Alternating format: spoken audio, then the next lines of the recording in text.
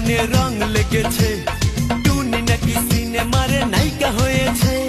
রং লেগেছে, টুনির রং লেগেছে, টুনি নাকি সিনেমারে নায়িকা হয়েছে। সেই ছবিতে নায়ক নাকি থাকবে সাকিব খান, ছবিটার নাম নাকি তুমি আমার জান। টুনির জ্বালায় এবার আমার যাবে রে প্রাণ, যাবে রে প্রাণ। রং লেগেছে, মনে রং লেগেছে, টুনি নাকি সিনেমারে নায়িকা হয়েছে।